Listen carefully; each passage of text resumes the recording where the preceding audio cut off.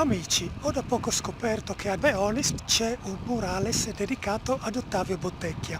Io che passo spesso per lì e che passo spesso anche davanti il monumento dedicato a Bottecchia, non sapevo dell'esistenza di questo murales. Credo che sia stato inaugurato da poco, per cui oggi andremo a vederlo.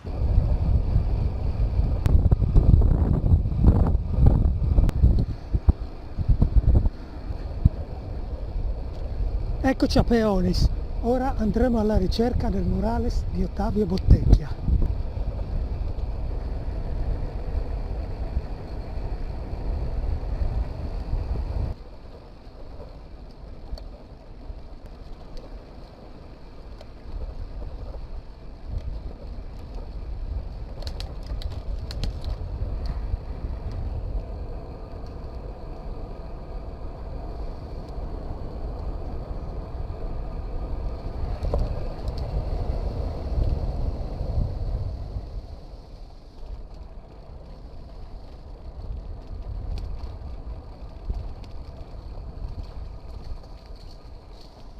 Eccolo qua, amici, trovato.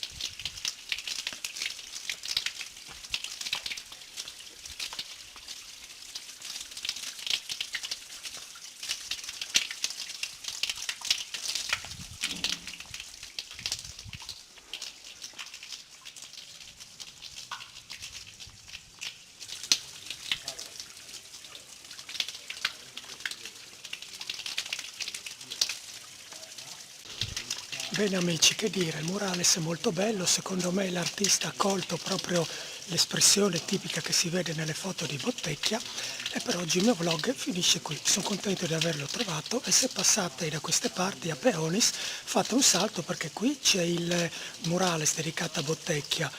1 o 2 chilometri più su, forse anche meno, c'è il monumento dedicato sempre a Ottavio Bottecchia. Adesso ci farò un salto e poi proseguirò fino al lago di Cornino.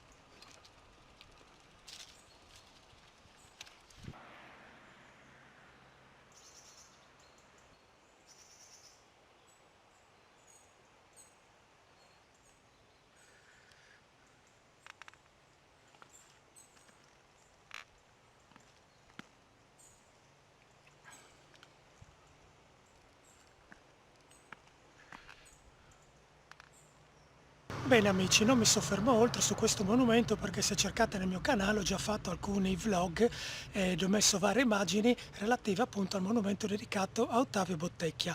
Magari un giorno farò uno speciale proprio dedicato a questo grande campione. Bene, grazie per avermi seguito anche in questo video e oggi posso dire murales di Ottavio Bottecchia e monumento di Ottavio Bottecchia, Lucoral è stato qui. Un saluto a tutti da Lucoral.